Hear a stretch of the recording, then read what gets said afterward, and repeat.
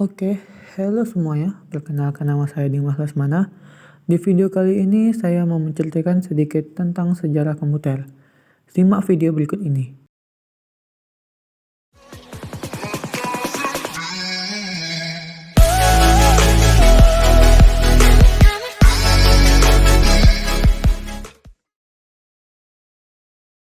Pemilihan nama komputer berasal dari bahasa Latin computer, yang artinya adalah alat hitung. Kenapa bisa demikian? Karena pada mulanya komputer diciptakan sebagai perangkat yang mengolah serta menghitung angka-angka. Dikutip dari pengertian komputer, menurut salah satu ahli yaitu Donald Sanders, komputer diartikan sebuah sistem elektronik untuk memanipulasi data dengan cepat dan tepatnya dengan otomatis menerima, menyimpan dan memproses data input yang selanjutnya akan dihasilkan output di bawah pengawasan suatu sistem operasi yang tersimpan di dalam penyimpanan. Penemuan komputer pertama. Sebelum melangkah ke sejarah perkembangan komputer, Anda juga harus tahu siapa penemu komputer pertama kali. Ialah Charles Babbage, seorang ilmuwan matematika yang berasal dari Inggris. Pada mulanya, ia menemui beberapa masalah dalam perhitungan menggunakan tabel matematika. Hal ini membuatnya berinovasi untuk menciptakan alat yang bisa meminimalisir kesalahan dalam proses berhitung. Pada akhirnya, ia berhasil menciptakan mesin penghitung Dynamic Difference Engine pertama. Mesin inilah yang pada masanya dulu menjadi cikal bakal terciptanya komputer.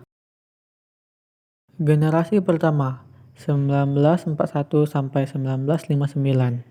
Jerman adalah negara pelopor yang berpengaruh dalam perkembangan komputer tersebut. Melalui salah satu insinyurnya yang bernama Kurt Zuse, pada tahun 1941, Jerman berhasil menciptakan sebuah komputer bernama Z3 yang berfungsi untuk merancang pesawat terbang dan peluru kendali. Tidak ingin kalah dengan rivalnya, Sekutu Inggris pada tahun 1943 juga berhasil membuat komputer yang dibuat khusus untuk bisa memecahkan kode rahasia yang digunakan Jerman. Komputer ini diberi nama Colossus. Baru kemudian pada tahun 1946, seorang ilmuwan Amerika Serikat berhasil membuat komputer yang bisa digunakan untuk semua hal yang berguna yang diberi nama ENIAC, Electronic Numerical Integrated and Computer. Komputer ini merupakan komputer yang besar dan memakan banyak tempat karena terdiri dari 18.000 tabung vakum, 70.000 resistor, 10.000 kapasitor, 75.000 saklar, dan 5 juta titik solder yang beratnya mencapai 30 ton.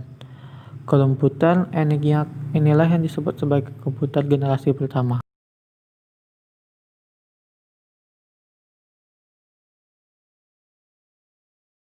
Generasi kedua, 1959 sampai 1965.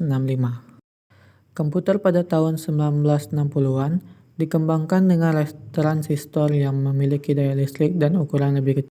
Bahasa mesin pada komputer juga menggunakan bahasa assembly. Komputer transistor ini mulai dipakai pada lembaga-lembaga pemerintah dan universitas untuk tujuan ilmiah. Kemampuan dari komputer ini juga dinilai secara relatif. Kemampuan dari komputer ini juga lebih dinilai cepat dan dapat dilakukan berbagai informasi secara real time. Komputer pada generasi kedua ini cukup laris di pasaran walaupun harganya tergolong mahal. Komputer pada generasi kedua dipakai dunia industri dan kesehatan karena handal dalam mencetak data, menghitung gaji, dan mendesain produk.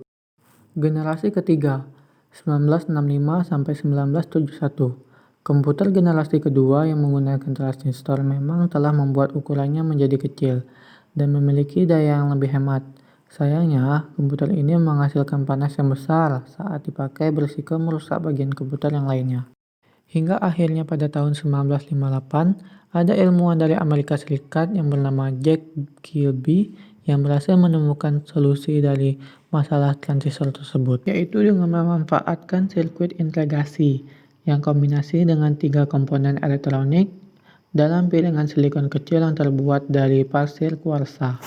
Selanjutnya, para ilmuwan berhasil membuat terobosan satu chip tunggal yang isinya mewakili banyak komponen sehingga membuat ukuran komputer menjadi lebih kecil.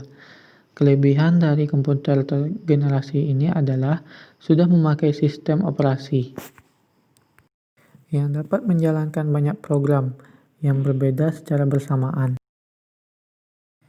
Generasi keempat, 1971 sampai 1980. Pada generasi keempat, banyak perusahaan-perusahaan yang berhasil bermanuver dengan menggunakan chip tunggal yang menampung ribuan komponen komputer yang menggunakan teknologi LSI. Selanjutnya chip ini menjadi bertransformasi menjadi VLSI atau Very LSI, yaitu chip yang berisi ratusan ribuan IC yang pada akhirnya tercipta komputer mikro. Pada tahun 1970, perusahaan Intel mengenalkan mikrokomputer 4 bit.